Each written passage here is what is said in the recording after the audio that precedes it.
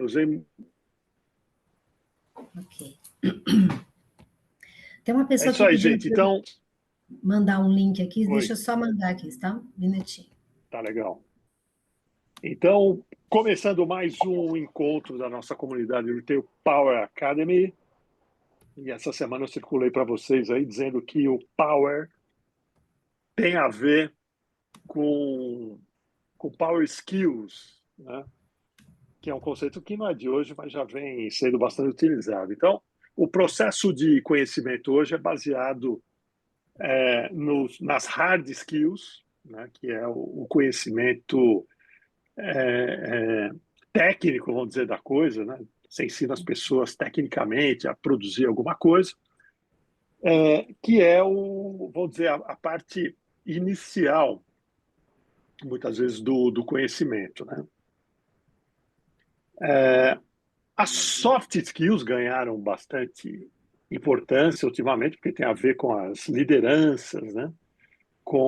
E a gente está nesse mundo, todo mundo tendo burnout, então soft skills fala muito principalmente nos níveis gerenciais, liderança. E a soma das duas, esse conceito, que eu não sei de onde veio, eu não estudei, mas né, como bom marqueteiro a gente percebe, a soma dos dois conceitos, né? Então chega às power skills. Tem gente chegando aqui, ó. Estou fazendo duas coisas ao mesmo tempo. Então isso foi para reforçar um pouco o nosso posicionamento. Enquanto isso, o nosso projeto de plataforma está indo devagar.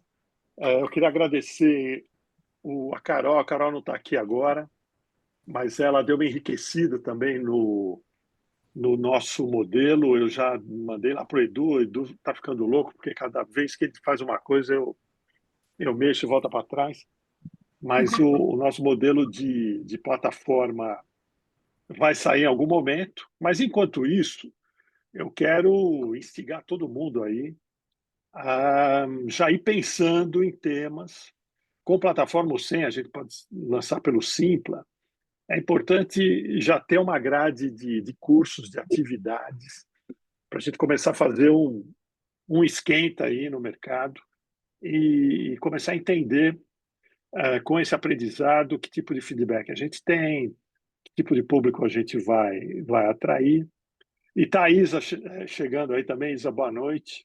A Isa também colaborando, revisando, ajudando a revisar o nosso modelo de comunidade. Ela que nos deu uma aula bem bacana sobre isso.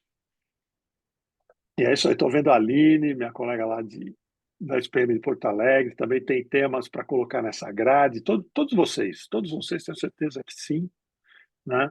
Eu acho que isso vai movimentar bastante a nossa comunidade, atrair mais gente, tá? E ajudar a elaborarmos uma esteira aí de produtos, né? E é isso que a gente quer. Bom, eu queria dar boas-vindas oficialmente, então, a todos os membros da nossa comunidade, ao, e aos seus convidados, que eu sei que sempre alguém compartilha os links. Isso é bem-vindo, a gente precisa ampliar a nossa comunidade, massificar um pouco mais. Maurício está aí. Agradeço ao Maurício que participou da última reunião comigo, com o Viriato e a Carol, né, Maurício? A gente teve uns bons insights ali. A turma da Liga dos Inovadores, aí, o Jean Bravo, representante. Se tiver mais gente da Liga aí, também sejam bem-vindos. Eu estou admitindo gente aqui que está chegando, né? Aqueles que também estão entrando, se alguém entrou pelos convites de outros grupos e ainda não faz parte da nossa comunidade, por favor, inscrevam-se, né? E eu queria também emendar aqui os recados. Até anotei no caderninho aqui para não esquecer. Bom, hoje eu vou deixar para falar mais o final sobre o encontro de hoje, mas o próximo vai ser no dia 29. Lembrem que a gente alterna com a turma da Liga, né? Uma semana lá, uma aqui. Então, a próxima é na Liga, certo, Jean? E depois voltamos para cá, no dia 29. 29, a gente vai estar com um convidado também sempre especial, o In Chi, não sei falar o nome dele, In Chi, do TikTok, e nós vamos falar de TikTok Shop. Quer dizer, ele não é do TikTok, mas ele é um especialista em empresas chinesas. Ele conhece muito o TikTok, e quando você está no TikTok Nova York e pergunta de alguma indicação no Brasil, lá eles indicam o In. Então, ele é um parceiraço lá da ByteDance. Então, vai ser muito legal esse momento, né, que o TikTok está começando no Brasil. E vocês vão ver que a gente tem fit total para surfar nessa onda do TikTok Shop. Vocês vão entender por quê. E no dia 12/6 vai ter a nossa Carol Navarro falando do modelo de personas que ela está criando e que provocou também um ajuste no nosso modelo de negócio. Então, esses são os dois próximos convidados, ok? Bom, hoje, a Cláudia eu conheço há muitos anos, né? Ela tem um super currículo e é incrível que ela tem essa capacidade acadêmica e ela nada de braçada no mundo corporativo, tá? Então, é bem legal o trabalho que ela faz, o instituto que ela tem, não sei se ela chama de instituto, que é meio careta, né? A oficina de valor. Vou deixar para a Cláudia apresentar, né?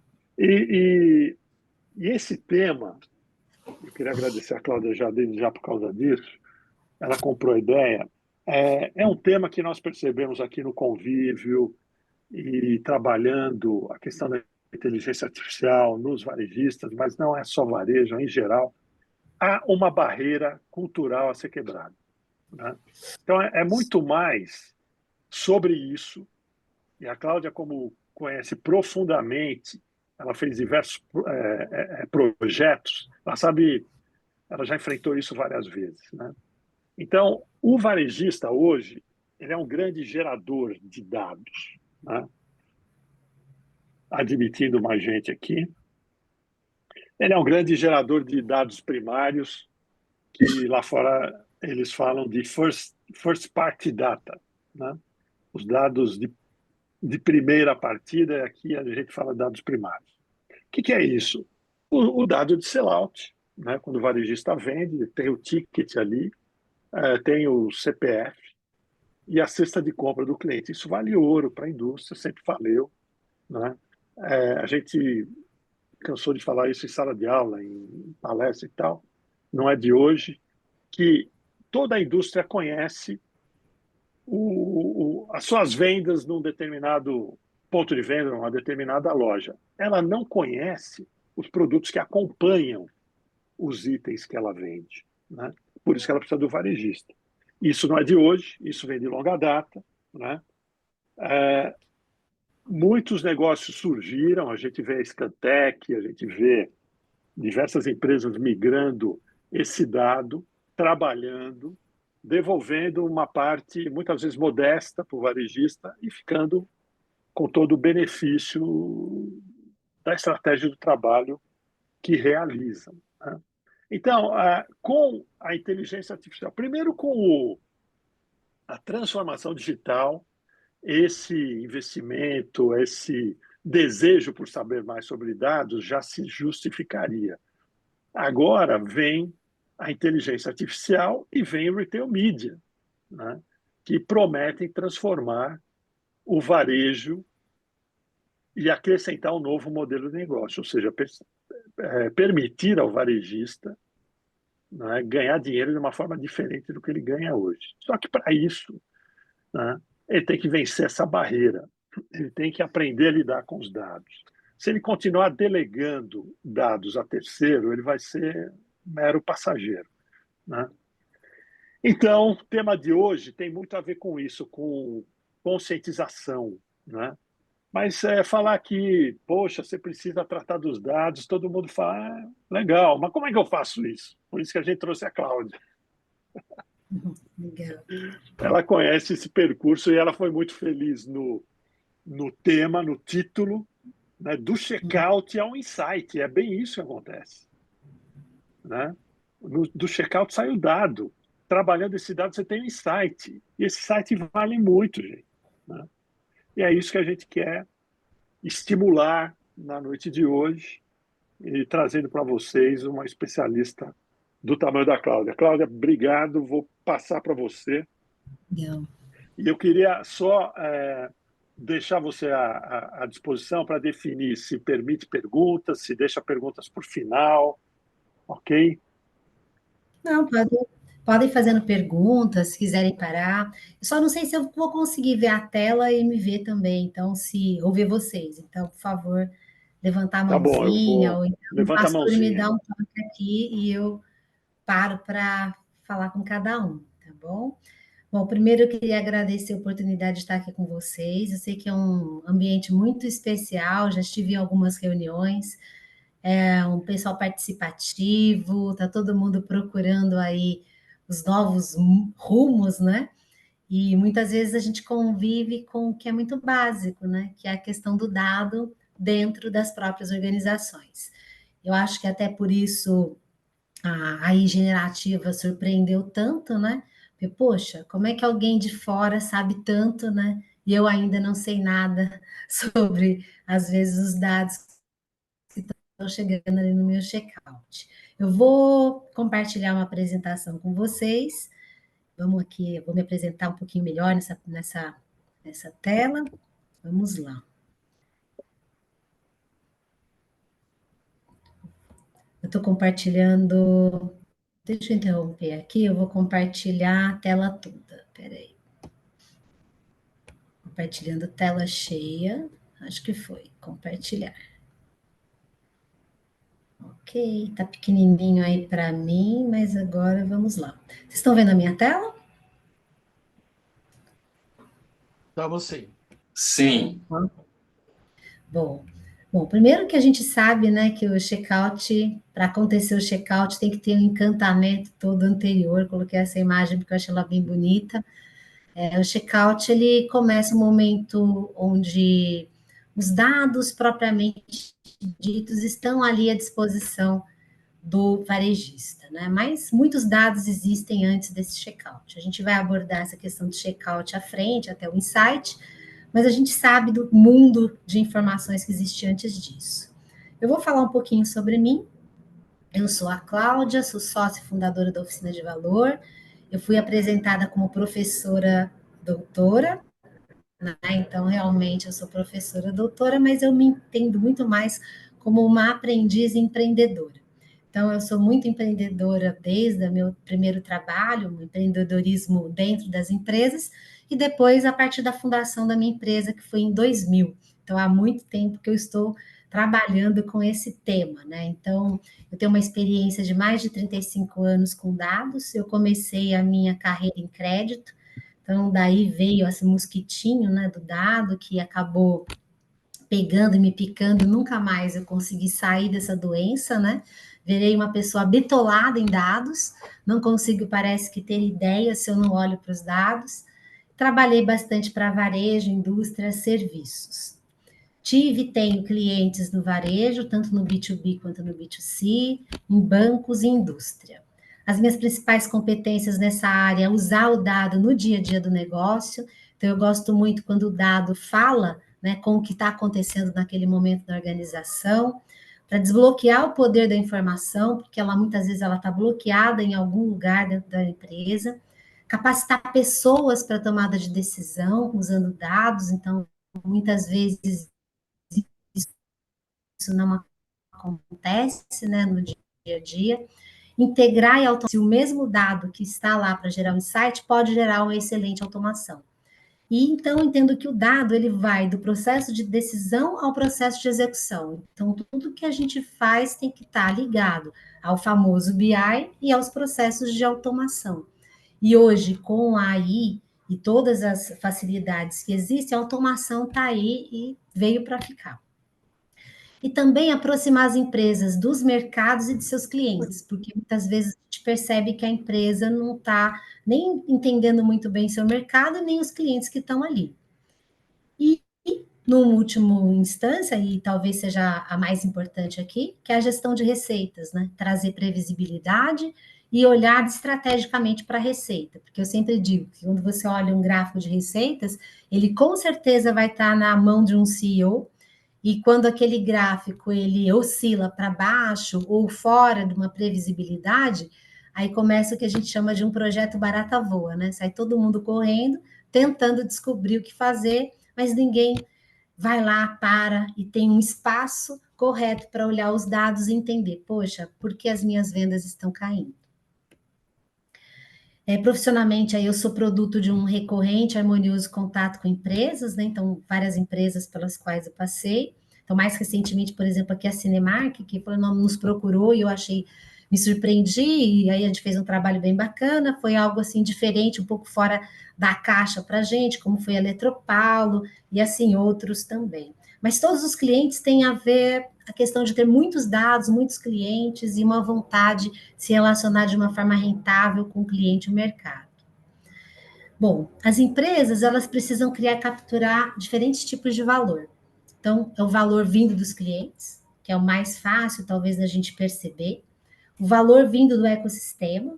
Então, eu estava falando do TikTok, por exemplo. Poxa, cada vez mais os ecossistemas estão se tornando muito relevantes. Ou mesmo o trade. Se eu conheço bem o meu cliente, eu navego melhor nesses ecossistemas. E valor das operações. Então, eu tenho que ser mais eficiente, né? Então, aqui eu tenho a questão de aumentar a receita para o cliente, o custo reduzido, aumentar a rapidez e eficiência e aumentar a receita com esses ecossistemas.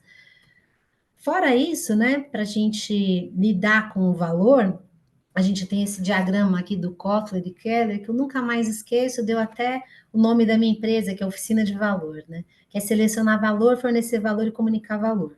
Então, selecionar valor está muito a ver com quem você fala, como seleciona, o que você fornece para esse grupo que você está selecionando trabalhar e como você comunica valor. E a minha pergunta é, dá para pensar nisso sem dados? Né? Eu acho muito difícil você pensar em tudo isso sem olhar para os dados. E uma pergunta desafiadora, né? Quantos dados a empresa coleta todos os dias e quantos são realmente usados para tomar decisões no dia seguinte?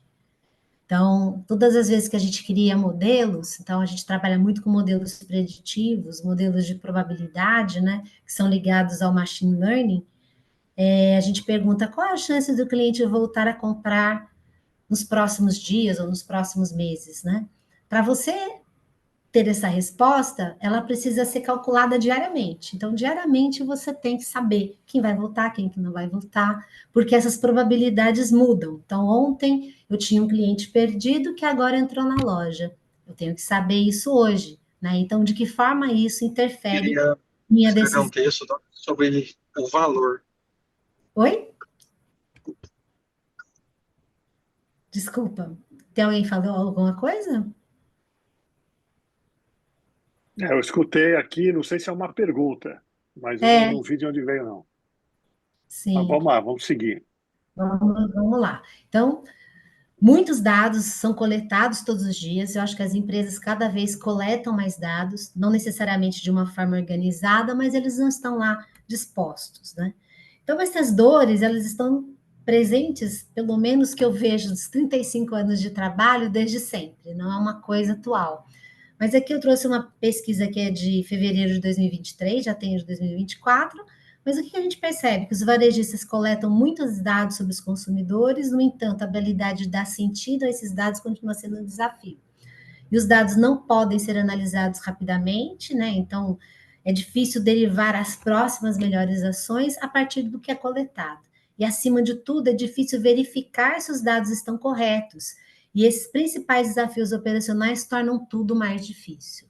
Então, é uma pesquisa que ela é internacional, então não é um problema só do Brasil, né? Então a gente percebe que muito se fala, mas pouco muitas vezes se faz em relação aos dados.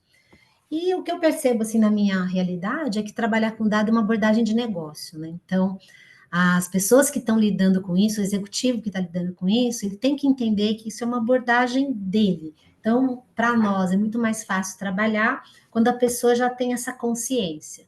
Porque é uma filosofia de trabalho, né? Onde você pensa em basear em fatos, né? Como estando no centro das questões, independente dos processos internos.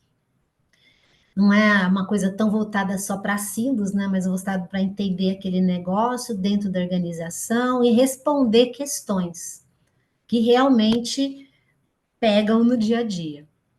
Implica um profundo entendimento, né, dos dados e do alinhamento interno, ficou faltando dados aqui, e não parece natural para as pessoas lidarem com dados no dia a dia.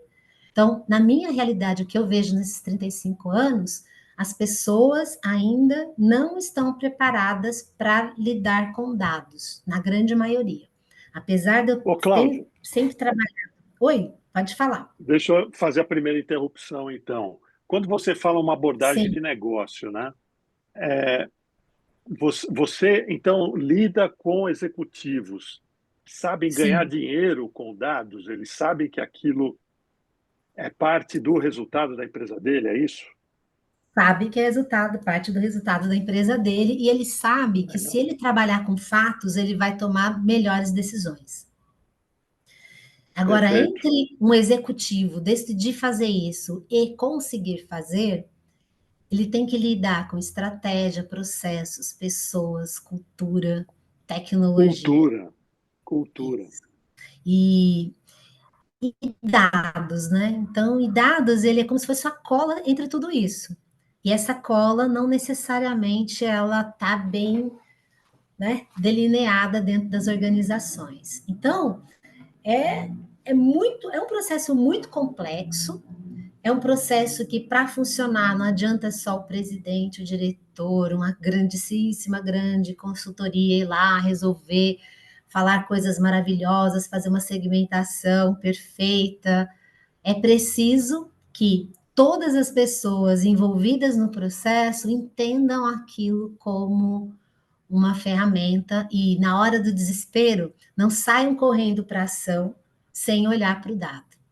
Então, ela requer uma Perfeito. mudança cultural e organizacional. Então, até aqui tem uma coisa de hierarquia, né? O dado, às vezes, você tem um cara que está lá trabalhando no dia a dia, ele sabe, às vezes, mais do que muitas outras pessoas, mas ele nem sequer é ouvido, né?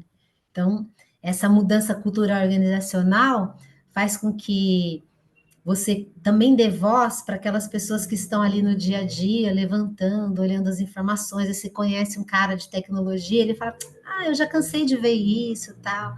E muitas vezes a gente, como uma empresa de consultoria que entra nessas empresas, acaba dando voz para essas pessoas, porque parece que santo de casa também não faz milagre, né?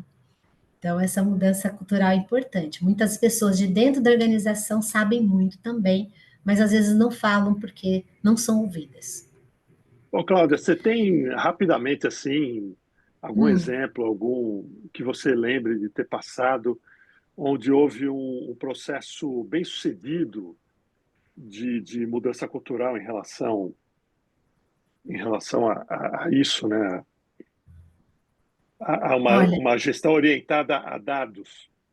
sim, eu acho que várias empresas, né? Uma que eu posso falar que a gente está trabalhando mais fortemente é a de Santini, por exemplo, uma empresa bastante focada nessa questão de dados, de tentar mudar uma cultura, essa cultura de cima até embaixo, né, as pessoas lidando com as informações. A Novartis também, por ser uma empresa da área de lidando com medicamentos, pesquisa, então eles têm todo um timing que é diferente, né, desse processo de mais imediatista. Né? Tem bancos em geral, né? Assim, muitas empresas você consegue um bom resultado, sim, mas em algumas você faz uma série de trabalhos, você entrega, mas aí foi o que eu sempre digo, cai a rodinha de bicicleta, porque não tem um processo de sustentação interna. Bom,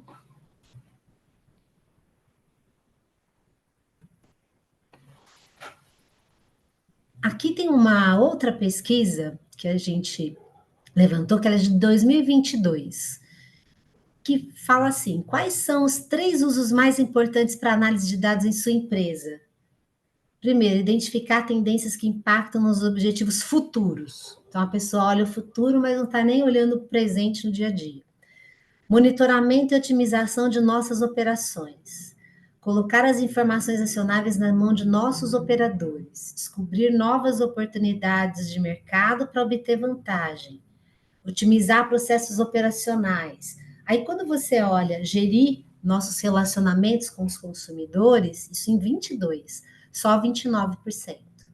Então, por isso que também eu acredito que quando a gente usa o tema, né, do checkout ao insight, poucas as informações ainda são levadas a sérios para gerir as relações com os consumidores. Então, isso não é Eu uma vou, coisa de longa data. Oi? eu vou botar o Guilherme na fogueira. O Guilherme Monerá, ele é CEO de rede grande de supermercados, né? E deve ter tido alguma experiência com isso, está ouvindo, acho que a cabeça está pensando muito, Guilherme. Mostra o teu lado aí, disso que a Cláudia está Legal. falando. A dificuldade que a gente tinha lá justamente era consolidar as redes, né? Porque nós tínhamos 11 grupos econômicos e a consolidação dessas informações era muito complicada, né? Era muito difícil. E ainda não existia muita tecnologia 6 meses atrás. Eu deixei o cargo em novembro de 2024 e como o CEO da rede associativa, que reunia 11 grupos, né? E nós ficamos lá quase um ano fazendo um projeto para unificar essas informações, né? Para gerir essas relações com os consumidores e tal. E o CRM era muito, as informações do CRM eram muito não consolidadas, né? E isso é um gigante desafio até hoje, assim. Então, Até hoje, e, interessante, não é? assim, eu imagino que os agentes de IA, eles tenham agora um papel bem importante, que é uma coisa muito recente, né? De novembro, dezembro para cá, né? Que se tem os agentes, né? Que são mais autônomos e tal. E infelizmente a gente não teve tempo, eu não tive tempo de experimentar os agentes lá nessa base que estava sendo consolidada. A gente criou lá um Data Lake House, né? Para poder consolidar todas essas 11 redes. Imagina, eram 24 mil colaboradores, eram mais de 1 milhão de linhas por dia de informações de tickets, né? Não sei se vocês sabem, o Supermarket é a maior rede associativa do Brasil, com um faturamento de 2024 de 9,4 bi. Se fosse um supermercado, ela estaria em top 10, né? Então, o volume de dados é incrível, né? Então, eu vejo, eu estou aqui com certeza, minha cabeça está rodando aqui, viu, Pastore? Porque seria um presentaço se tivéssemos essa tecnologia há um ano atrás, né? Agora, essa gestão de dados numa empresa, como a Cláudia diz, não é simples. Imagina num grupo com 11 Sim. participantes, 11 membros, aí, 11 grupos econômicos. É Que mais não são desafiador ainda. centralizados, né? Que são bancos de dados, tinha muitos deles lá com SkyOne, outros com Oracle direto. Então, você fazer a integração disso num Data Lake House único é um desafio bem grande. Era um projeto que a gente estimava que ficaria pronto em 6 meses, mas não ficou, porque a complexidade se mostrou muito maior do que a gente tinha previsto, né? E muitas vezes também eu percebo não há uma certa priorização do que deve ser reunido primeiro. Então, tem dados que são muito mais acionáveis, né, do que outros. E aí os projetos muitas vezes acabam ficando meio gigantescos, né? A gente ouve essa questão de centralização de dados desde a época do Data House, do Database Marketing. Então, essa questão de reunir dados é algo que cada dia tem uma promessa diferente, né? E cada vez mais complexa. Se Sabendo, você me permite, Cláudia, claro, tem também um fato, no caso lá do supermarket, que eram 11 redes. O CRM, porque que a relação do consumidor, ela começa com a compreensão do perfil de Sim. usuário, né? Uhum. E isso era muito mais complexo, porque, inclusive, existia uma crença de que o CRM sozinho ele vai funcionar, né? Então, esse era o desafio da gente unificar a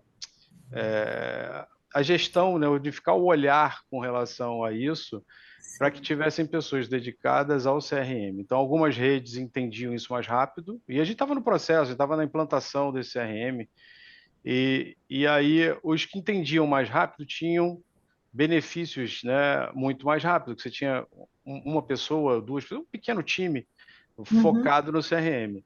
E não adianta o CRM bem feito, bem estruturado, com dados bacanas e tal, se não tem ninguém que faça nada com aquele dado, né? Então, Mas, não, não. Guilherme, você fazia isso centralizadamente na sua gestão ou cada associado tinha o seu CRM?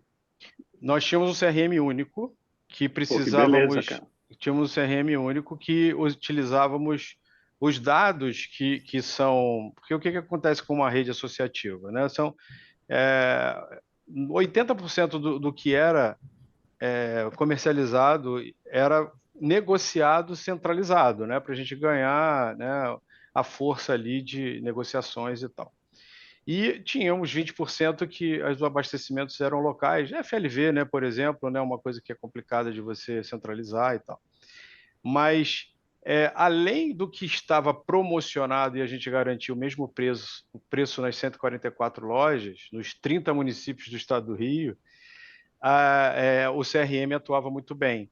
Só que para o restante, que mais ou menos um terço era o que estava promocionado e tinham preços unificados, mas 2/3 do que era vendido na loja, ele tinha preços individualizados ou mix de produtos individualizados por conta da região que não atendia ou o perfil da comunidade, né? Nós temos aqui, não sei se vocês conhecem bem o Rio de Janeiro, mas nós temos lojas dentro de comunidades e temos lojas em lugares super nobres. Então, a diversidade de Sim. mix é muito grande, né?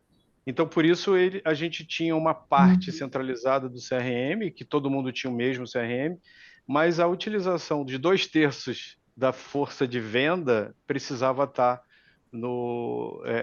posicionado lá no associado, entendeu?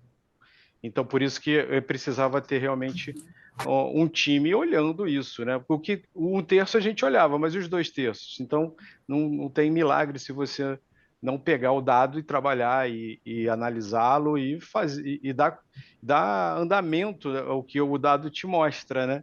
Porque o dado, ele bem perguntado, ele te responde muita coisa, né? Desculpa interromper aí. Exatamente, acho que é o ponto. Não, achei muito legal o que você falou. Quando você fala o dado bem perguntado, ele dá muito resultado. E muitas vezes essa sigla CRM acaba virando um departamento dentro das empresas e o dado fica ali enclausurado, né? Então não sai para outros lados e não se usa o potencial do dado para a organização como um todo. Então não dá para falar sobre dado de cliente sem olhar estoque, né? Sem o pessoal de compras entender o que está rolando, né? Que as pessoas estão comprando ou não. O presidente da empresa, o CEO, os diretores, né? Falarem a mesma língua, conhecerem todos eles os segmentos de clientes. Então, quando eu falo assim, um projeto de sucesso, para mim assim, é um projeto que tem que envolver a empresa inteira. Não adianta envolver só uma área de CRM ou só um determinado departamento de marketing, tem que ser algo que permeou a empresa como um todo, porque aí sim ela está preparada para dar um salto muito maior. Aqui eu digo o seguinte: eu não sei se vocês conhecem ou conseguem refutar esse meu dado, mas empresas maduras, né, o faturamento vindo dos clientes já existentes em anos anteriores, ele pode representar de 80% a 90% do faturamento do ano atual. Então, 20 a 10% do que você vai faturar, por exemplo, nos próximos 4 meses, virão de clientes que você não conhece. O resto você já conhece.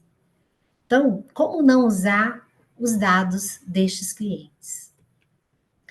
A gente também convive com uma questão de sobrevivência. Então, aqui tem um exemplo, mais ou menos fictício, né? Tem os dados aqui que estão apresentados em safras, né? Que a gente chama de safras de clientes, que alguns chamam de análise de cohorts, né? Que você tem alguns clientes aqui e você tem a sobrevivência. Então, ó, poxa, o cara entrou e depois sobreviveu, depois de 12 meses, aproximadamente 10% dos clientes. Esse aqui não é um dado de mercado, mas é um dado que pode acontecer aí em qualquer lugar. Pode chegar em 10, pode chegar em 30, mas a gente sabe que existe essa perda de clientes no tempo, né? Então, por isso, né, apesar disso, grande parte dos dados ainda é de clientes de anos anteriores, apesar de toda essa perda. A gente sabe que muitas vezes o cliente entra, faz uma compra e nunca mais volta. Às vezes o tempo de clientes ele é desconhecido, a empresa não sabe quantos clientes voltam semanalmente, mensalmente, a cada 60 dias, não existe muito essa visão. E essa busca por uma iniciativa centrada no cliente, ela tende a alavancar resultados, né? Porque as empresas foram divididas aqui em vencedoras e outros, né?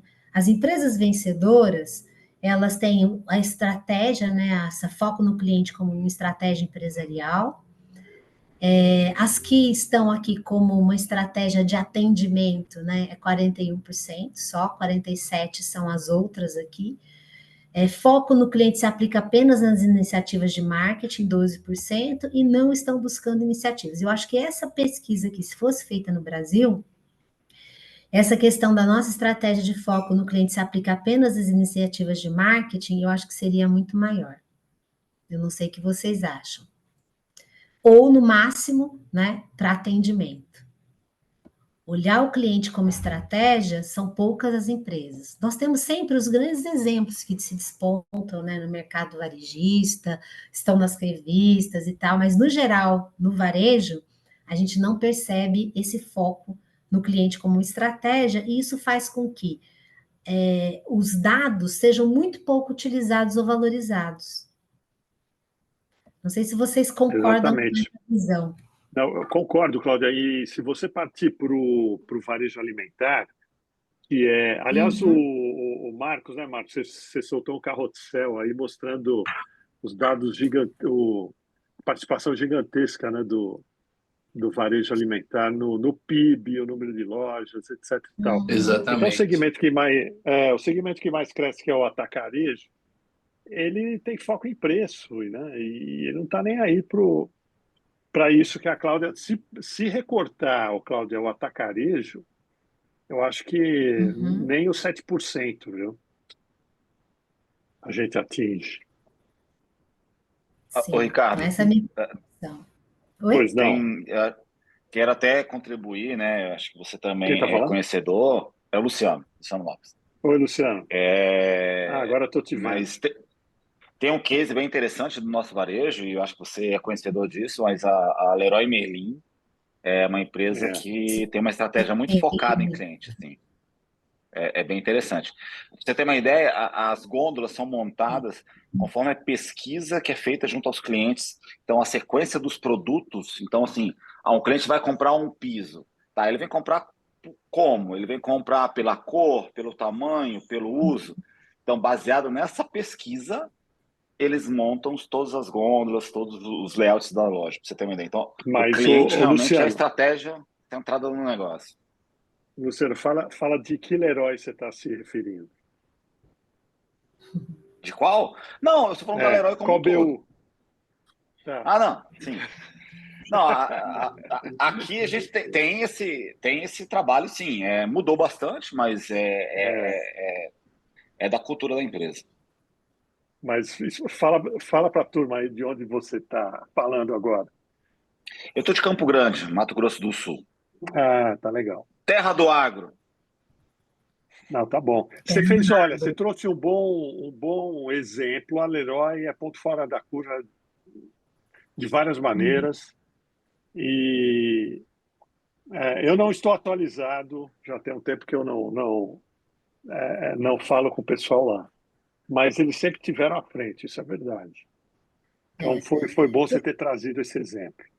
Então, eu acompanho também bastante o Leroy, eu conheço bem a Flávia lá, Flávia que está em marketing, e eu percebo o trabalho, né, duro que eles estão fazendo para essa questão do foco no cliente. Mas também é difícil, né, você mexer com todas as lojas, não é fácil, não é uma atividade simples, por isso que dá trabalho. Existe o que eu chamo de os 80% nada glamourosos nesse trabalho, e muitas pessoas acabam desistindo. Outro ponto também importante, que às vezes a pessoa está fazendo um trabalho, está numa linha, tem um diretor lá que está trabalhando no sentido, olhando os dados, de repente muda, ou ele mudou de trabalho porque conseguiu o emprego, ou ele perdeu o emprego, alguma coisa assim, parece que tudo cai ao chão, e as pessoas começam a reinventar toda uma roda. Então, há uma falta de continuidade, muitas vezes, nos trabalhos que são realizados dentro das organizações. É como se fosse terra de ninguém, né? Chega alguém e fala, quero reinventar a roda. E isso acaba atrapalhando muito esses projetos focados no cliente. É como o Brasil, né? Cada ideia nova, né? E depois ninguém dá continuidade, né? Então acaba não tendo um resultado muito bom. Cláudia, sem querer, desculpa, sou eu aqui, não Oi. levantei a mão sem querer interromper, mas Pode eu queria interromper. te fazer uma pergunta, porque tem uma Sim. série de dados, né? A maioria deles a gente está falando da porta da loja para dentro. E a gente vê muitas redes varejistas que trabalham inicialmente da porta da loja para fora, com todo um trabalho não só de venda, não estou falando de venda de omnicanalidade, eu falo de compromisso com a comunidade. Redes de fora, assim, eu vejo bastante quando eu pesquiso. Então, eles têm um vasto trabalho que engaja antes de fidelizar dentro da loja. Você tem alguma coisa que você possa dizer ou pesquisou sobre isso, né? Olha, tem algumas formação de empresas... profissionais, né? Eu não vou listar aqui, mas tem uma série de coisas, né? Então, tem muito essa questão de olhar o cliente fora, né? Olhar o cliente que está entrando. Então, principalmente, olha, esses clientes que estão entrando aqui na minha loja este mês, o que eles são diferentes dos que estão já aqui? Quais são as características? O que eles compraram? Faz uma pesquisa com esses clientes entrantes, porque a gente sabe que dos entrantes, como eu mostrei na sobrevivência, outros não vão continuar, né? Então, ali você começa a perceber uma série de informações que você pode pegar para aquele cliente que está começando ali. A outra questão é de entender o ambiente que você está. Mais para frente eu vou mostrar um exemplo de uma mesma marca. A mesma marca tem um cliente totalmente diferente, como esse exemplo foi colocado do Rio, né? Que é uma loja que está numa comunidade, por exemplo, e outra que está num outro local. Conhecer o cliente no entorno é muito importante para saber o sortimento que vai ser entregue, os preços que vão ser praticados, a promoção, o horário que essas pessoas vão. Inclusive, tem um caso que é até de BH, em que, ao conhecer quem são esses clientes do entorno, né, foi feito um trabalho de reformar as lojas. Então, tinha uma loja que tinha era uma lanchonete no fundo, e acabou criando ali uma loja de vinho, porque percebeu que naquele local, naquele lugar onde potencialmente os clientes poderiam entrar, faltava produtos que eram adequados àquela clientela, né? Então, essa coisa de entender o cliente antes, né, e no entorno, quem eles são, ou como que essa comunidade lida com as compras, né, quais são os dias da semana que ela mais faz isso ou aquilo, também é extremamente relevante dentro desse processo. E hoje tem muita informação de birô, tem muita informação de rede social, tem outras informações que chegam e que não necessariamente faz parte do que está dentro, né, que nasce com o checkout, mas que são extremamente relevantes para a tomada de decisão, até para você repensar o seu ponto de venda. Respondi ou tem? Legal, não, é isso mesmo. Eu trabalho muito fazendo layout de loja, né? E eu percebo que quando eu me pego, eu vejo buscando informação até antes, exatamente o que você está dizendo. Eu tenho que buscar informações de perfil do consumidor, qual é o engajamento que a rede tem com a comunidade, uma série de coisas que acabam interferindo no projeto e muitas são externas, né? Não é em Sim, às relação vezes ao você tem uma espaço físico da porta para dentro.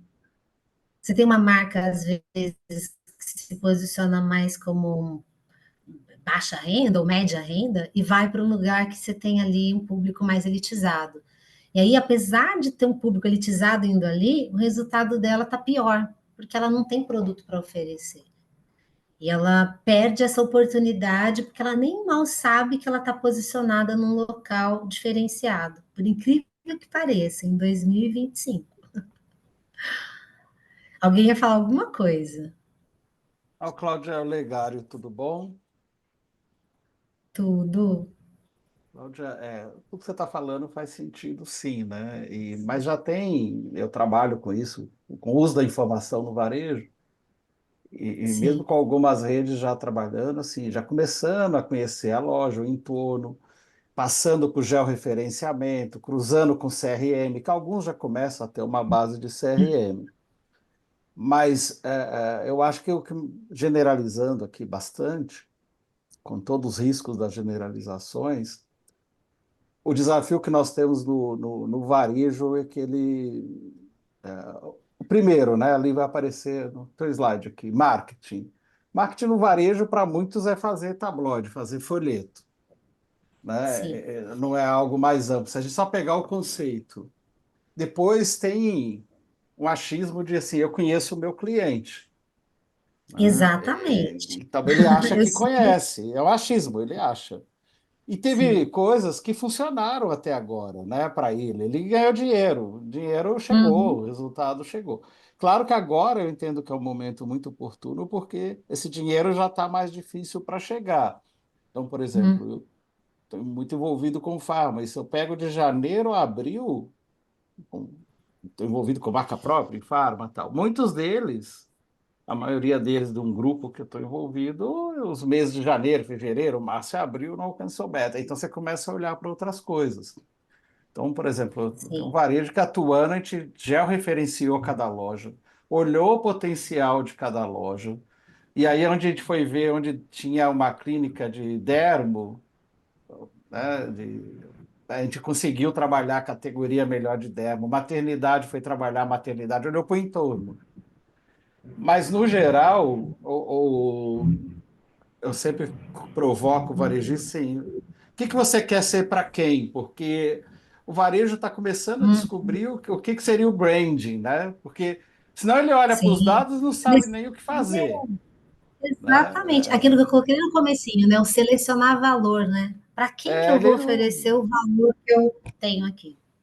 E ele acostumou a trabalhar, a tomar decisões por uma média. Então, assim, põe produto, distribui para todas as lojas. Manda, 10 lojas, tem 1.000 itens, manda 100 para cada e tudo bem. Né? E claro, só que hoje esse dinheiro está Sim. aceitando menos desaforo, pelas mais diferentes razões. Então, eu acho que vai no caminho, mas aí você vai passar por outras coisas, né? Quem que a gente está formando, está conseguindo atrair para o varejo para ser letrado em dados? Então, aí tem alguns passos é, é, é, que implica numa mudança cultural muito, muito grande. E assim, desde ter clareza de quem é o que ele quer ser para quem, dessa proposta de valor deles, que muitos não têm, e depois vai descendo, né? Uhum. E depois, assim, como é que eu faço pergunta para os dados? Porque os dados estão lá, mas no geral o varejista está morrendo afogado no oceano de Sim. dados, Olha, pra você né? ter uma ideia, Literalmente morrendo afogado. Então, no começo a gente tinha assim, nesse trajetória, no início a gente achava que a gente tinha que entregar os bancos de dados organizados, os algoritmos calculados, as probabilidades, os clusters e tal. Parece que tinha terminado o trabalho ali. Só que, como a gente tem o objetivo de gerar valor, a gente começou a perceber que não, isso não é suficiente. A gente tem que fazer com que as pessoas conversem sobre os dados. Gente, isso é um desafio. Então, a gente criou uma coisa chamada Oficina do Conhecimento, para colocar as pessoas dentro de uma sala e fazer com que elas todas, de diversas áreas, conversem sobre aquele tema, sobre aqueles números. Porque isso no dia a dia não acontece e não é valorizado. Então, tem que ter um processo meio proposital. Então, hoje, além de oficina do conhecimento, a gente fala, olha, tem que gerar um laboratório de dados para as pessoas irem para lá, conversarem, testarem, fazer experimentos, poder crer, né? Ver para crer. E aí seguir em diante, colocando isso no dia a dia. Ô, Cláudia, eu E arrisco dizer esse que com esse é um. informação. Viu, Cláudia? Desculpe interromper, mas eu arrisco dizer que esse é dos pontos Imagina. altos aqui da sua apresentação, com certeza, porque você está trazendo um conhecimento prático, né? Você mostrou que a excelência no tratamento que vocês entregam não bastava. Eu acho que esse é um ensinamento super importante que poucas pessoas têm Sim. acesso, né? Uhum. Muito legal, muito Não legal adianta mesmo. você fazer bem ou bem feito ou quase perfeito. As pessoas têm que aprender a usar. Então, essa última fala, qual o seu nome que falou por último? O Olegário, o O Olegário. Legário. Olegário. O Isso, Olegário essa frase do foi, Olegário, ele foi Nielsen a vida inteira, viu? é? Então, o Desde Olegário deve pequenininho. saber a dor que é você ter 1000 coisas e... Exatamente. Então, ele sabe a mesma dor que eu estou falando aqui. Então, até quando o pastor ele fala assim, você conhece projetos de sucesso? Acho que a minha exigência para sucesso é tão grande. Tudo bem, os projetos só podem até se pagar, o cara vai lá, faz ações de CRM, o custo-benefício foi tal, aumentou 12 vezes, 13 vezes, mas o que interessaria mesmo de sucesso é ter toda uma empresa falando uma mesma língua e olhando para os dados de uma Isso aí. forma muito mais assim inspiradora. Que é o que Eu ia acontece. puxar o.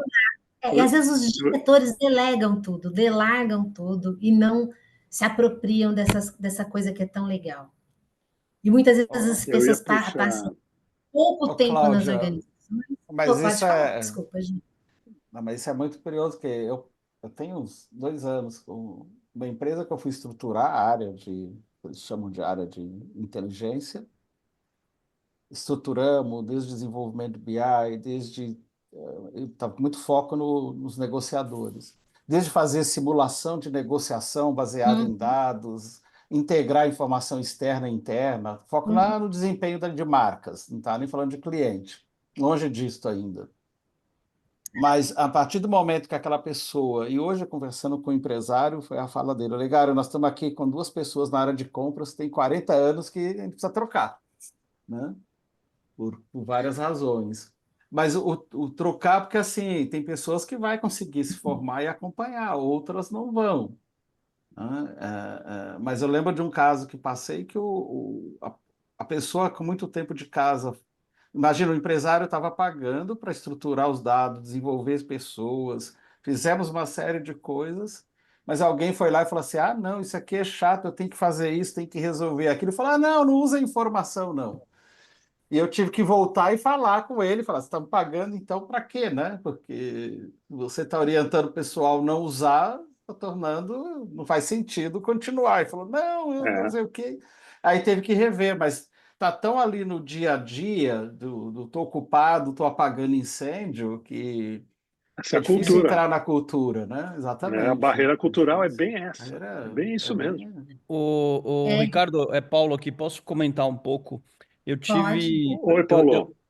Eu Diga aí. também, falando aqui de farma, eu fui convidado para criar uma área de inteligência no mercado, numa rede grande que tinha quase 400 farmácias.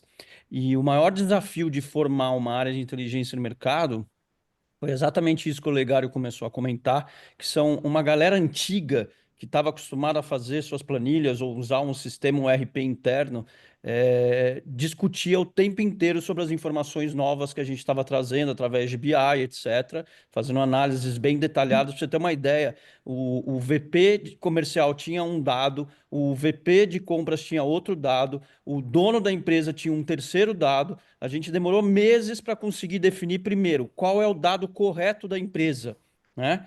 E aí, aos poucos, a gente foi conseguindo ganhar a confiança das demais áreas para o nosso número ser o único número que a empresa deveria estar olhando em relação a crescimento, em relação à concorrência, etc. Agora, uma coisa que foi um desafio muito grande é que se o topo, ou seja, se o dono ou o líder principal não compra a ideia de você tratar esses dados, estudar esses dados no detalhe, fazer com que esses dados sejam validados por toda a empresa, o negócio não vai para frente. E quando eu coloquei inteligência de mercado para agilizar, principalmente uma vez que você tem 400 lojas, o mix das lojas eram todos iguais, igual o Legário falou, compra um para todo mundo, né? Independentemente da posição geográfica ou do perfil do cliente que tem naquela região. E também foi uma dificuldade grande. Aprovamos um projeto de usar inteligência artificial, acelerou muito a nossa parte de inteligência no mercado nos resultados, ou seja, no output, na qualidade da informação. Mas eu só queria deixar esse ponto bem claro. Você pode ter todas as pessoas, pode ter consultoria, etc. Se o dono ou líder principal não te ajudar a colocar isso ladeira abaixo, ou seja, top-down, não vai funcionar nada. Se ele não der o exemplo, né, Paulo, não funciona. E vamos lembrar, nós não estamos falando de dados, gente. Nós estamos falando o seguinte: os dados eles gritam, tem hora que nem falam. Mas quando eles estão gritando e estão trazendo coisas, eles estão mostrando o seguinte: que escolhas que alguém fez no passado, que decisões que foram tomadas e que impacto que teve. E isso Exato. cria um desconforto Sim. fenomenal. Eu já ouvi de profissionais, ótimos profissionais, que merecem respeito porque construíram, eles falaram o seguinte: o quê? Quer me controlar? Né? Você vem me fiscalizar? Eu já ouvi assim, mas a pessoa apontando o dedo na minha, Exato. dedo apontando o dedo na minha cara, assim, a pessoa põe o Exato. dedo na minha cara e o que você está Tem fazendo uma, aqui? Ou tem que até uma palhaçada situação. é esta, né? Então, assim, estou falando de ser humano com medo, que não sabe Mas eu usar o dado. Tem uma volto. situação que eu vi de uma gestora muito corajosa, né? Ela resolveu mensurar de verdade, né? Se as ações dela estavam dando certo ou não. E aí chegou à conclusão que tudo que eles tinham bolado lá e tentado fazer, pouquíssimas coisas tinham mexido no ponteiro, né? Da avaliação ali de entre fazer nada e fazer alguma coisa. Quando ela levou essas informações, logo depois ela foi demitida. Porque ela chegou lá e falou: gente, tudo que a gente está fazendo não está dando resultado, eu preciso pensar diferente e tal. Então ela foi demitida. Na sequência veio uma outra pessoa. Eu acompanhei ali por um tempo. E essa pessoa mexeu nos números de forma que os números pareciam que estavam dando resultado. Então, eu falo assim: mentir com números é muito triste, né?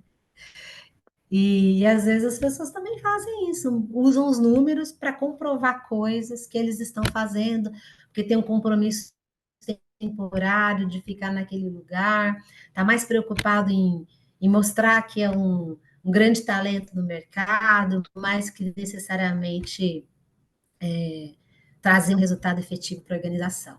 Então, hoje eu estou Olha, trazendo assim, algumas coisas bem Cláudio, específicas para vocês aqui, porque eu acho que um grupo pequeno aqui ainda, né? Em que a gente pode falar dessas coisas, porque isso Não, acontece. mas é bem isso, viu, Cláudia? Porque a gente que está discutindo inovação, e olha, eu compartilhei essa semana um link de um podcast que eu recomendo muito que vocês acompanhem, né, sobre Vou ver lá. inteligência artificial, com o novo Caio, né? Caio é o Chief AI Officer, né? Um brasileiro Isso. que trabalhou muito tempo na Amazon, trabalhou fora do país, tal. Agora ele assumiu o Magalu. E a Magalu é referência, né? E vocês vão ouvir Sim. nesse podcast o tamanho do problema que ele tem, né? E a Magalu é reconhecida, uma empresa pioneira, inovadora, mas também, por outro lado, muito tradicional, uma empresa que veio lá do interior, muitos funcionários antigos, né? Então, essa questão cultural sabe, é o cara, é o problema a ser batido, né? Para que as empresas acelerem seu processo de inovação, principalmente agora com inteligência artificial. E só para concluir, eu ouvi um herdeiro também, um diretor, né, de uma empresa familiar, e ele citou esse exemplo que o Olegário trouxe também. Olha, o segundo funcionário da empresa, a empresa tem 30 anos, se eu não me engano, fundada pelo pai, o segundo funcionário é o atual diretor de compras. Vai mudar alguma coisa na cabeça desse cara. Hoje a empresa é bem-sucedida, cresceu, abriu várias lojas. Mas, e aí acho que tem uma coisa que eu acho que é legal, só fazer um parênteses aqui, que é o que eu chamo do tácito e do explícito, né? Então, o tácito é hipotético, pessoal, subjetivo, está na cabeça das pessoas. E o explícito é o dado. Desafio, armazenamento, recuperação, compilação, assegurar a relevância do dado. Quando eu entro numa empresa e pego pessoas assim, eu preciso muito do tácito desse cara antigo.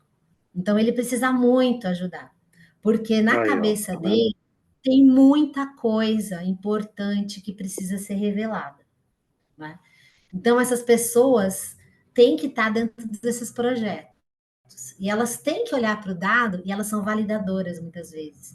Ela fala, não, isso aqui está certo, isso aqui está errado. Porque tem um exemplo que a gente fez para uma empresa que tem uma vendedora lá. A vendedora tem mais de 30 anos lá. Ela não precisaria do sistema para nada. Mas ela foi a que mais entrou, porque ela queria criticar tudo. E foi ótimo, porque ela foi colocando, ela foi trazendo o conhecimento dela, né, de uma forma provocativa. E a gente também tem que ter muita paciência para ouvir o que essas pessoas têm, porque elas são meio como um oráculo dentro dessas organizações. Pode ser que às vezes a postura é reativa, porque já viu tanta coisa que não funciona, né? Mas é bom estar próximo deles para poder fazer com que as coisas tenham validade. Correto, faz todo sentido. Uma das coisas que eu fiz, né, foi colocar, a gente estava num espaço separado, eu falei, não, eu quero estar do lado de compras e da área comercial, porque eu tinha que conquistar essas pessoas com as informações e eles também validarem para que a gente pudesse avançar. Foi bem difícil, eu vou dizer, bem difícil. Tem uma reação ali no começo, mas é muito importante a participação dessas pessoas, com certeza. Eles têm um papel também. Vou andar aqui, senão a gente não vai conseguir avançar total. Pode passar, pastora? Você queria falar alguma coisinha? Olha, só para concluir, está me ocorrendo muito, assim, eu fiz vários projetos, eu comecei minha atividade de consultoria fazendo turnaround de redes regionais, né? Que é aquele processo de recuperação de resultados, e ele mexe muito com a cultura. Então, o método que eu utilizava era isso, era de transparência, de envolver as pessoas e os principais gestores, e depois, no final, perguntar quem está afim de participar, né? E eu tinha excelentes resultados, como esse que você citou, Cláudia. Gerentes, às vezes, sem formação de nível médio, não estou falando nem superior, médio, mas que conheciam a empresa há 20, até mais anos, né? E eles encontraram, né, uma oportunidade de colaborar, porque a empresa também não dava voz a essas pessoas. Isso. Né? Então, exatamente. o projeto ele é muito baseado nesse modelo. Então, o turnaround bem sucedido depende das pessoas, né, que conhecem a empresa. Porque aí você vai quebrar a barreira. Então, essa barreira de resistência à inovação, e hoje o tema, né, o data analytics ou gestão baseada em dados. É muito isso. As pessoas não têm espaço para participar e medo do desconhecido. E medo do desconhecido, porque no turnaround, quando a gente mostra a situação da empresa, você bota os números vermelhos ali e fala, olha, a empresa vai durar 6 meses, depois vai quebrar, ou a gente muda, né, ou a coisa vai piorar.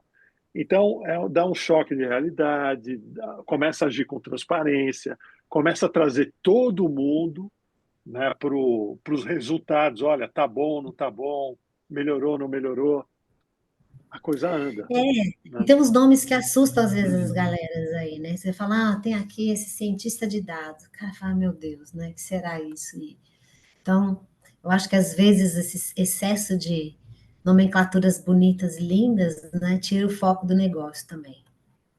Apesar de eu ter uma cientista de dados. E esse modelo que estão colocando goela abaixo da gente vem de empresas já de uma era mais recente, as empresas digitais, né? Elas já nasceram assim. Agora, uma empresa que nasceu na era analógica é muito mais difícil. É bem mais difícil, com certeza. Né? Vou passar aqui um pouquinho, né? Mais adiante. Também de 2023, prometo que da próxima eu vou trazer atualizado, tá, gente? Mas aqui a pergunta é: há quanto tempo sua empresa está perseguindo uma agenda centrada no cliente? 78% dos varejistas pesquisados dizem estar perseguindo a agenda centrada no cliente entre 3 e 10 anos. Isso em 2023, certo? E ali, ó, quando você olha os que são os varejistas, né, de Fast Moving Consumer Goods, que é ligado a empresas, né, de varejo que dedicam a vender produto de consumo de alta rotatividade, né, alimentação e tal, eles despertaram mais para essa agenda customer centric por conta da pandemia. Então, dá para ver que essas empresas, né, estão mais recentemente focadas, né, perseguindo a agenda do cliente de uma forma mais recente, de 3 a 5 anos aqui, ó, tá vendo? A média geral, né, 3 a 5, a 34, eles são 39%. Por quê? Muito pelo processo operacional também, né? Começar a ter que entregar, ter multicanal, né? Isso fez com que as empresas mudassem. E eu acredito também que o advento aí da AI generativa e todas essas novas tecnologias vão agilizar muito esse processo dessa agenda. Então, os dados do checkout logo, logo vão estar todos organizados por uma pressão aí do desconhecido, muitas vezes. Tem aquela palavra chamada personalização, né? Que todo mundo fala de personalização, que é um serviço, uma experiência personalizada, oferecer oferta única, direcionada, e buscar criar essa experiência para o cliente. Uma pesquisa mostra, né, que aqui, com base em varejistas em que você mais compra, o que percebe aqui? Ó, o maior gap tá nisso aqui. Faz ofertas para mim com base no que eu realmente compro, não no que eles querem que eu compre. Então, isso não é Brasil. Imagina o Brasil, esse número.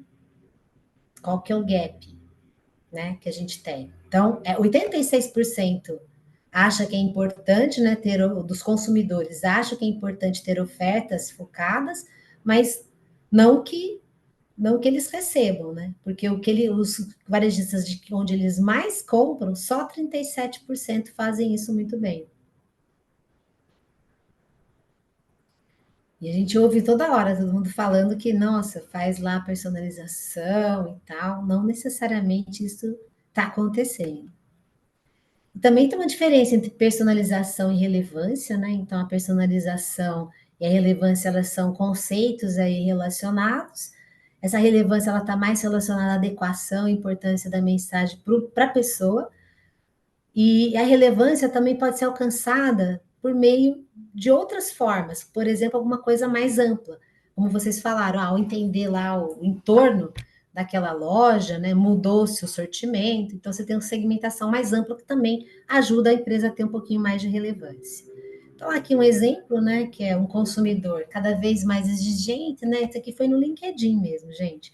A pessoa reclamou, né, que eu que tanto amo 2 anos de relacionamento, gastei R$ 8.000 de compras em produtos exclusivamente para gatos. E hoje veio o primeiro brindezinho de comida para cão. Então, o consumidor, né? Maldades. Maldades. E a realidade, né? Então, é a capacidade de transformar dados em opiniões passíveis de ação em tempo hábil. 83% dizem que é importante, 22% consegue fazer. Acessibilidade dos dados, aquilo que a gente falou, o dado certo para a pessoa certa, 80%, só 21%.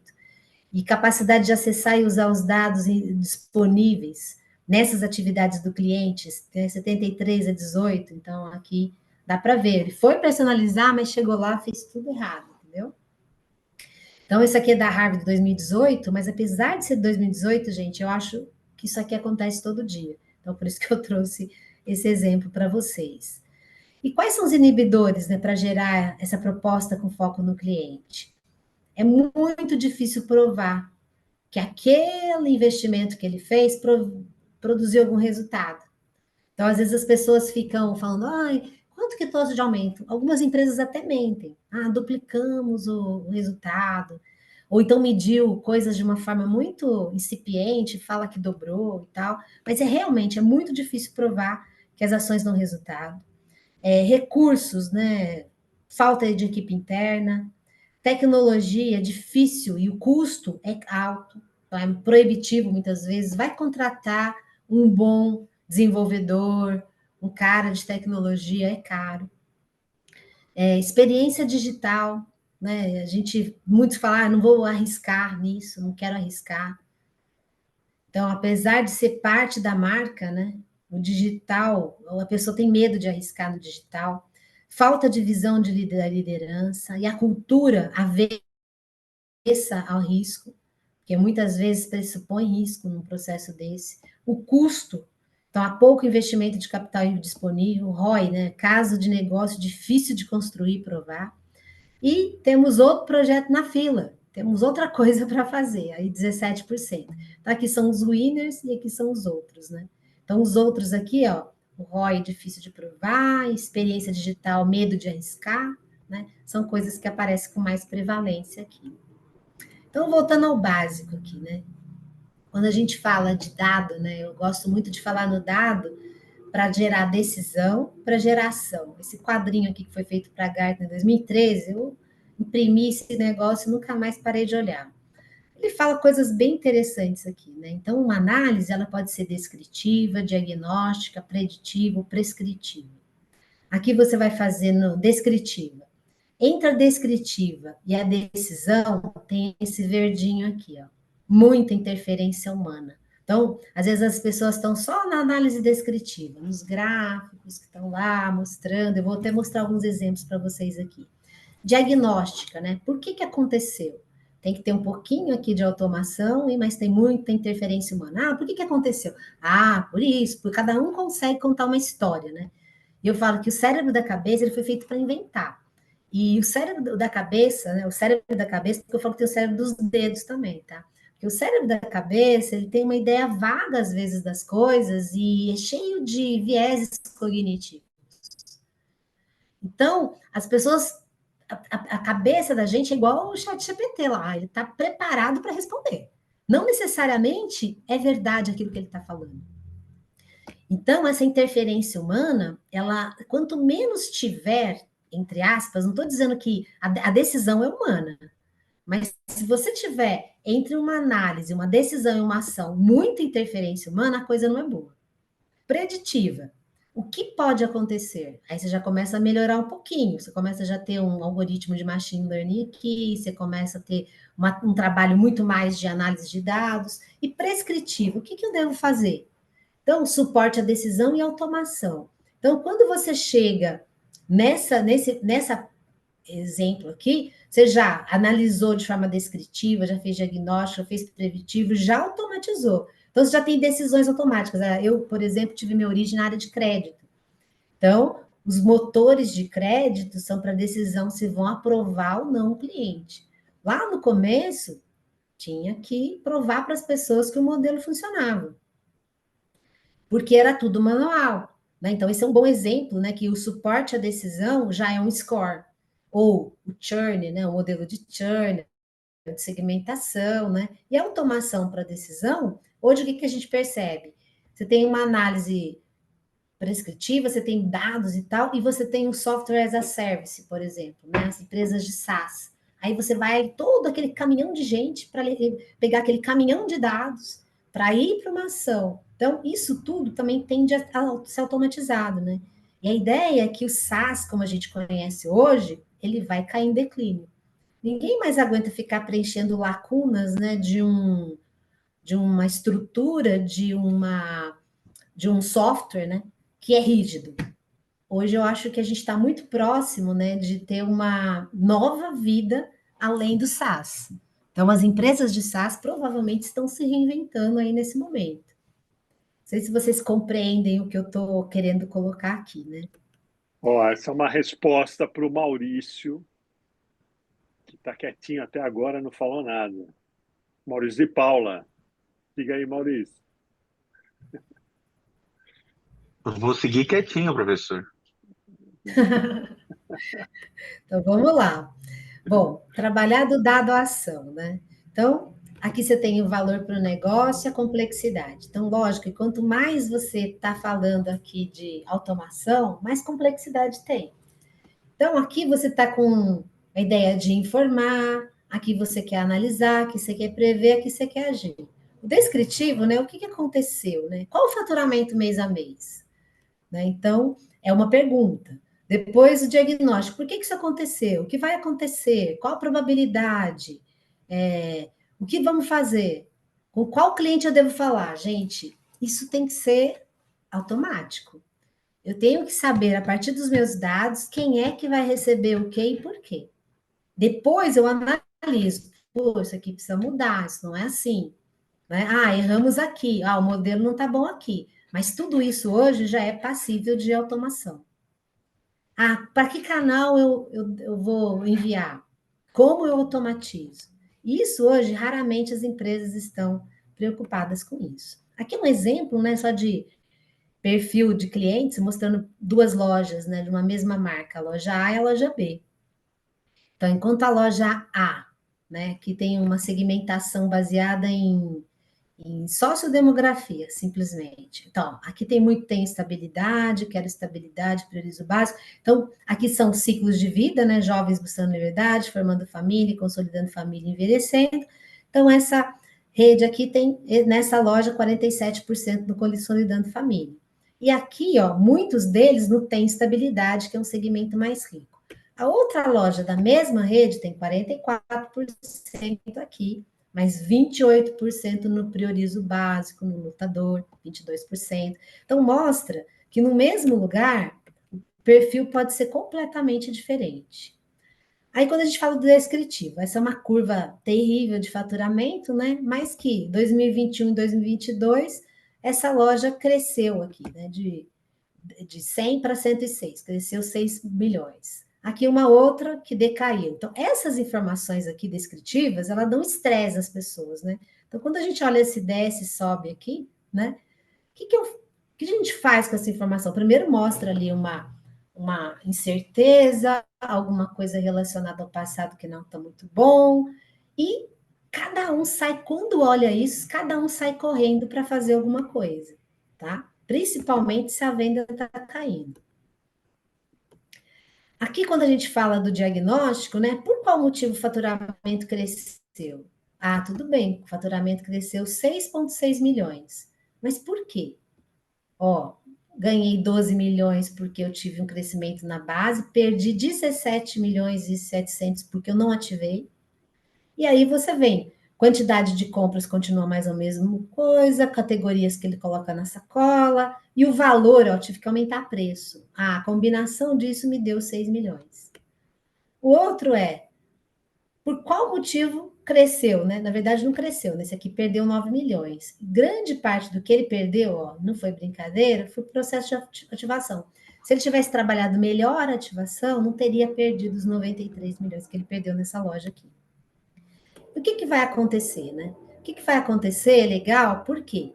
Porque ele vai olhar para o informar e para o analisar, né, que é descritivo e diagnóstico, e vai para agir. Porque quando vai prever, fala assim, quanto que eu vou faturar nos próximos 4 dados? Você consegue uma muito próximo do que vai acontecer. É até chato, porque você vai lá e olha, a pessoa coloca uma meta e você fala, ó, não vai dar. Essa meta que você está colocando, ela está 50% acima do que vai acontecer. Mas como é que você sabe? Olha, eu sei, porque os dados mostram isso, mostram aquilo outro. Então, você tem a previsão do que vai acontecer. E qual a probabilidade para cada cliente. Então, você sabe de onde vai vir aquela receita. Então, isso é eu considero ali uma boa previsão. E o que é um modelo de previsão, né? Bom, é que representa uma realidade, né? Permite criar dados sólidos, ele permite raciocinar, simplificar sem ser simplista, revelar fato novo, trazer um aprendizado. Então, sempre brinco lá das primeiras empresas que a gente trabalhou, que tinha um cluster, né? Que era um e-commerce, que era cluster que comprava presentes. Ele só entrava para comprar presente na Páscoa, no Dia das Mães, e aí a gente começou a chamar esse grupo a gente chama de Alegria da Família e dos Amigos, né? E ele era desconhecido até então. E quem alertou para ele foi uma pessoa antiga que estava lá, falou, tem uns clientes aqui que só põem para presente. Ah, é? Vamos analisar aqui como é que está essa questão. Acabou vendo que é um cluster relevante. E permite planejar e olhar o futuro, né? Você tem que agir. Então, para você fazer um bom preditivo, você tem que ter boas perguntas, né? Então, o engenheiro de prompt, né? Que é falado o engenheiro de prompt hoje, né?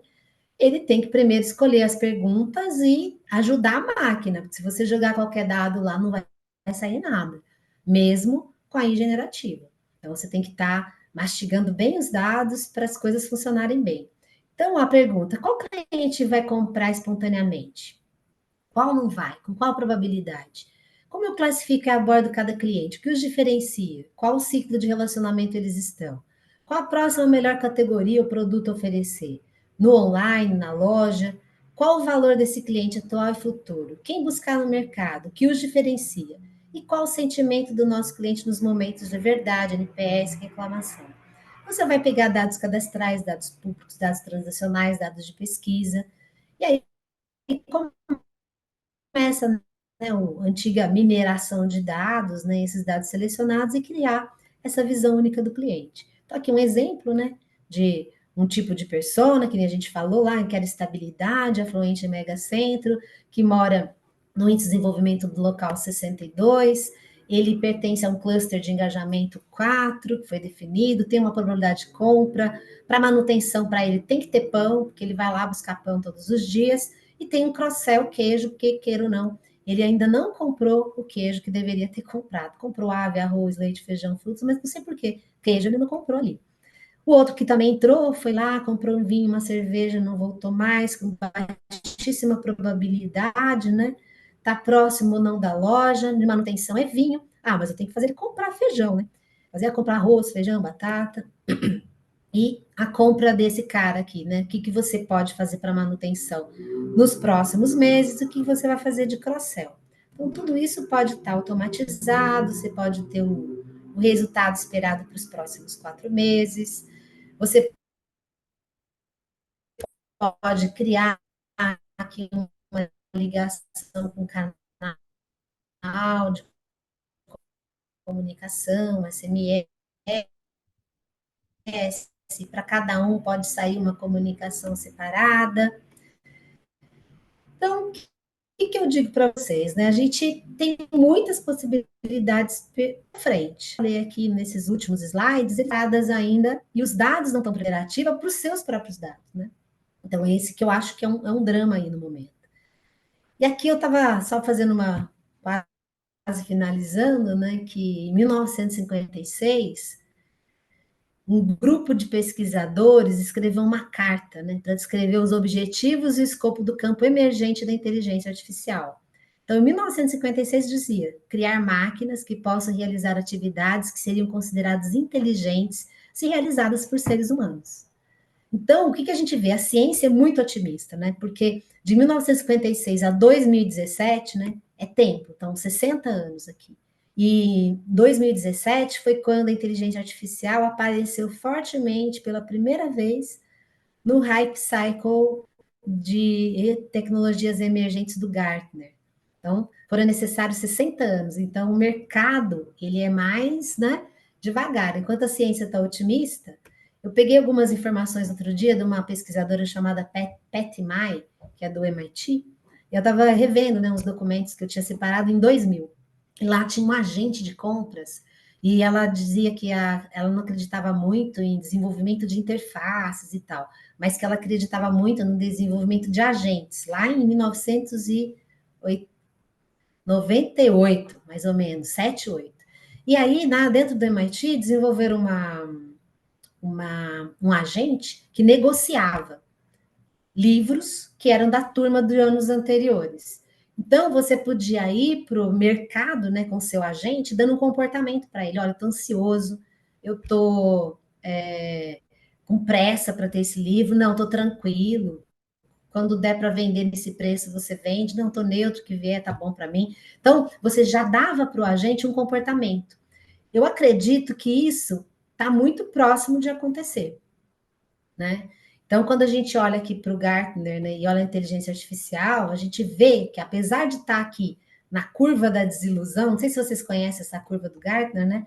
E que você tem aqui os inovadores, tudo que está começando, né? Está crescendo as expectativas aqui. Depois, aqui, quando você está no topo, e depois, quando você está na curva da desilusão, né? Porque todo mundo fica animado aqui com a AI generativa, mas começa a ver que a coisa não é tão fácil assim. Putz, nossa, não é só o teu dado lá, bonitão lá, tem muita coisa para resolver aqui para eu conseguir colocar isso no dia a dia, até chegar num platô, né? Um platô. E essa pesquisadora, quando ela falava desses agentes, lá em 2000, ali, e aí você fala, nossa, daqui uns 10 anos eu acho que a gente vai ter. Não, nós estamos em 2024, a gente não tem. Qual que é o meu desejo? Meu desejo como consumidora é chegar assim e falar, nossa, eu estou precisando comprar tal coisa para minha casa. Eu mando o meu agente de compra fazer essa compra. Aí ele vai lá, ele tem as características do que eu preciso e eu dou qual o meu grau de ansiedade para obter aquele produto. Com base nisso, ele vai sair para o mercado e vai sair negociando. Então, acho que essa é uma tendência que vem por aí. Eu acredito que o que a Pat Mai falou lá atrás é algo que vai acontecer daqui a um tempo, tá bom?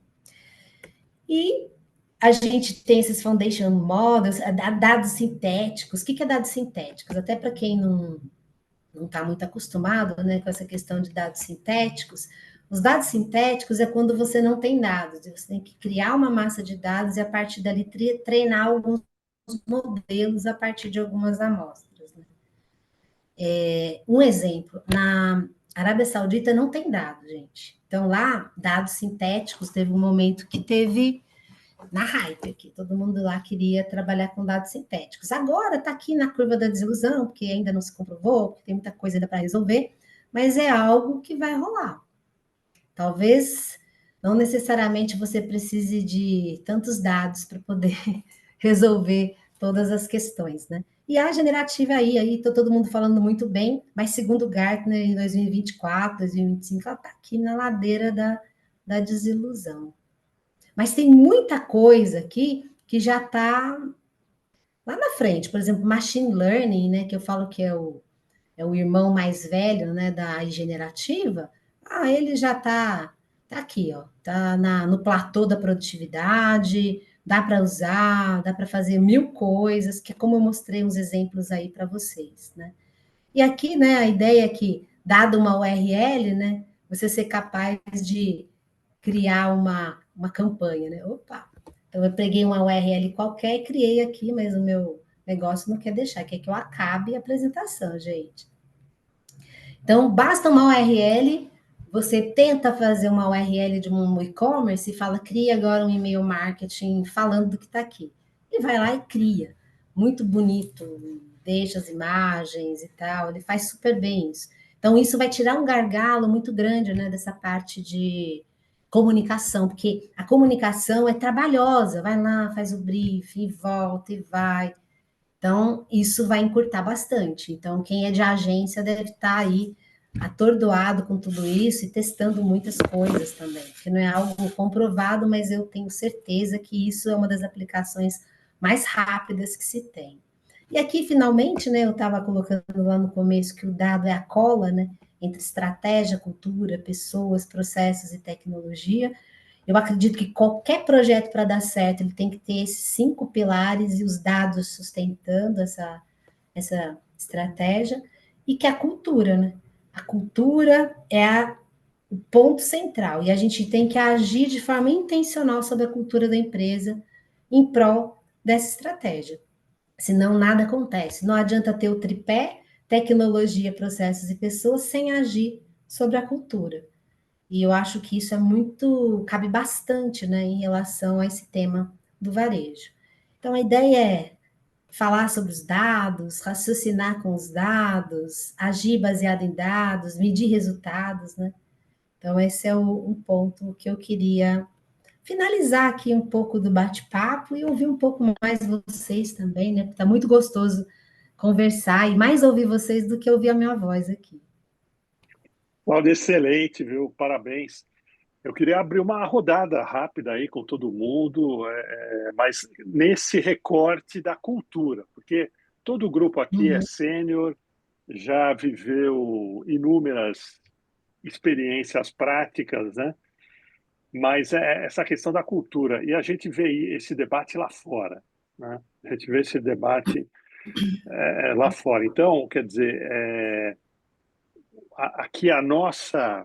Eu cheguei a compartilhar, eu acho que lá na newsletter do Retail Power Academy, uma sugestão de um framework, né, para ajudar a empresa a pensar na implementação.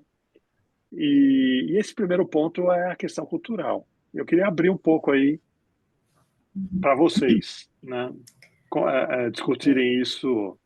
Olha lá, o Guilherme Deixa eu levantou a só mão. Vamos lá, fazer. Guilherme. O Guilherme colocou. Queria só fazer uma parte ali, que é quando eu falei de agir intencional, cada projetinho que a gente fizer tem que ter como que eu estou mexendo na minha cultura. Pronto, é isso que eu queria só enfatizar.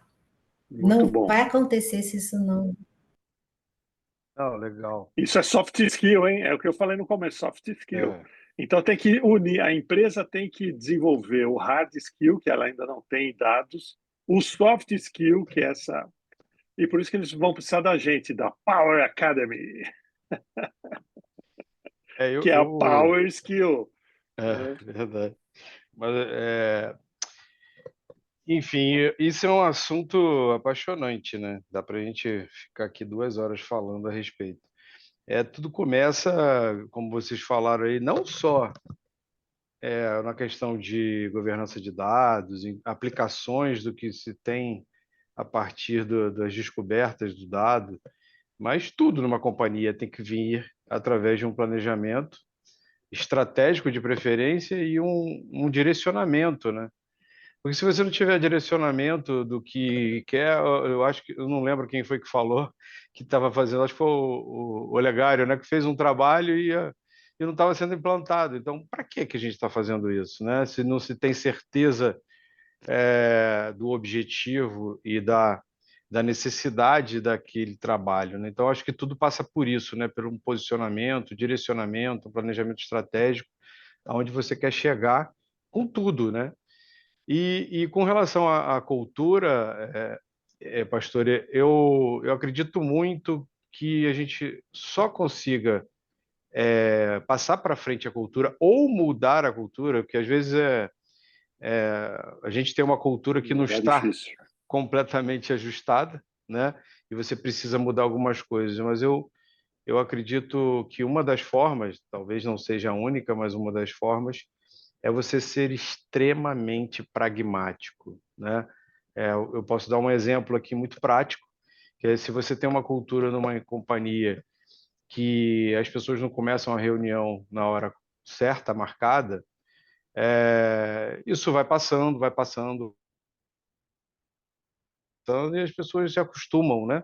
Agora, se você é pragmático no sentido do horário, olha, 2 horas da tarde a gente vai ter uma reunião de diretoria, ou seja lá o que for. 2 horas da tarde, começa a reunião. Porque a pessoa que chegar atrasada vai falar, opa, não me esperaram. Então, da próxima vez, a pessoa vai se organizar melhor para chegar na hora marcada. Mas se você tem uma tolerância, não, eu estou dando um exemplo de reunião, mas se você tem uma tolerância com qualquer departamento de uma companhia, qual é a mensagem que você está passando?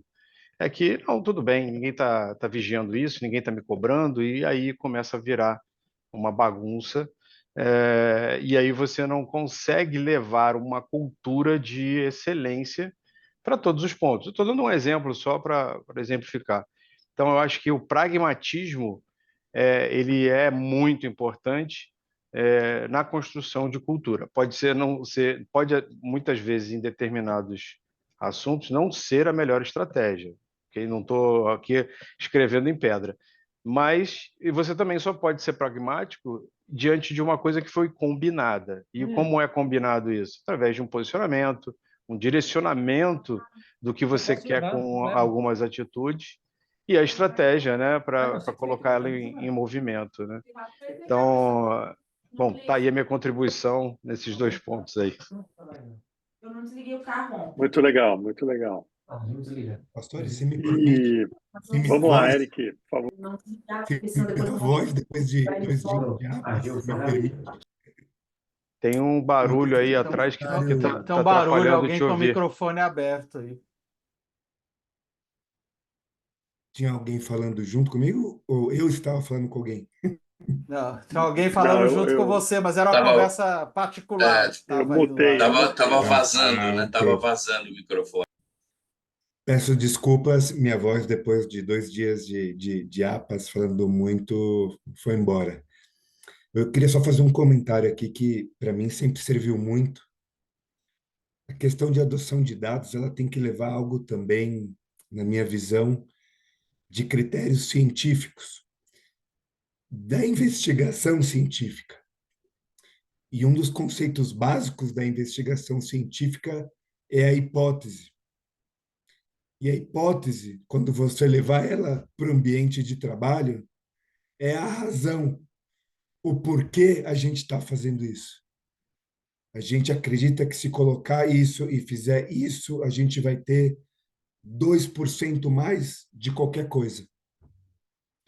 Porque se você vai de maneira muito generalizada, fica muito difícil mostrar o valor. Cláudia, você falou disso em um dos seus slides, né? Então, qual que é o valor de tudo isso? Por que a gente está fazendo tudo isso?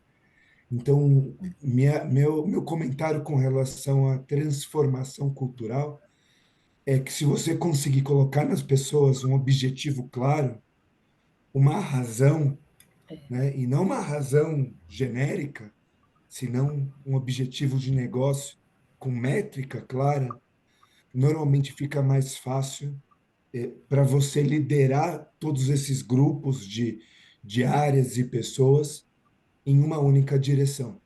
Concordo que a liderança e a influência, o dono ou o CEO são importantes, mas eu acho que também todo mundo entender muito bem e ser o mais simples possível dentro dessa hipótese é essencial para você conseguir fazer todo mundo entender para onde você está empurrando.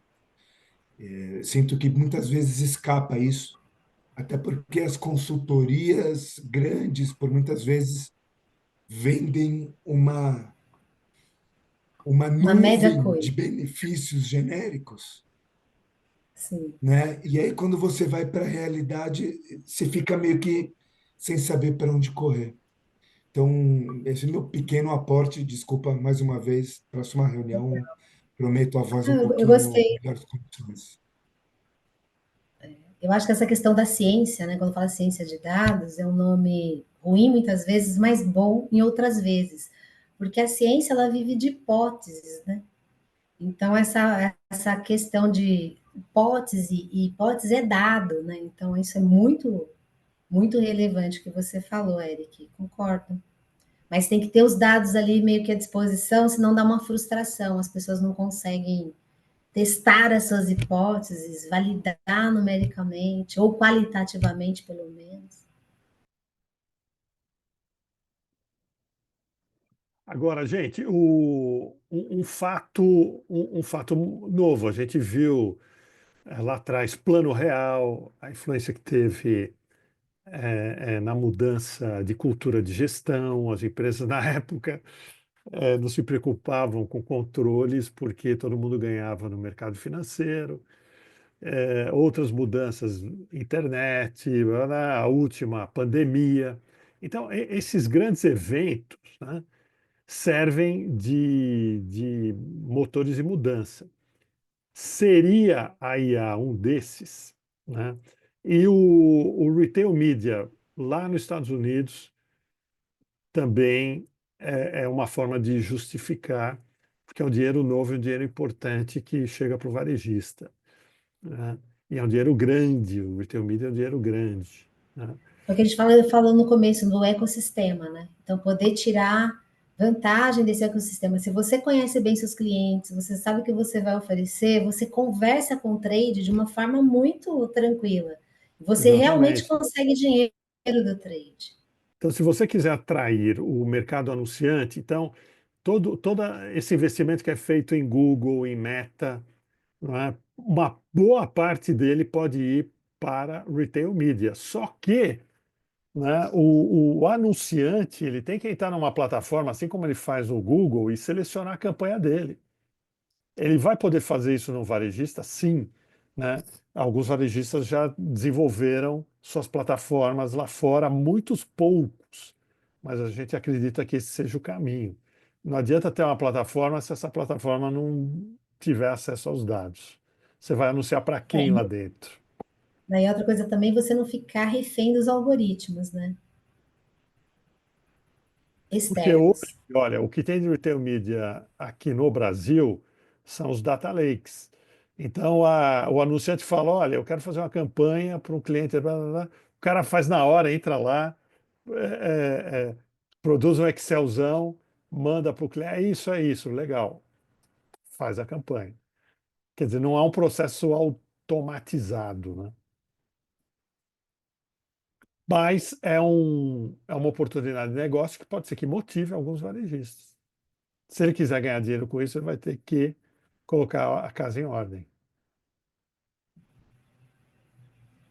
Certamente. E focar um pouquinho no cliente, né? Tentar entender o cliente como realmente no centro do É. processo.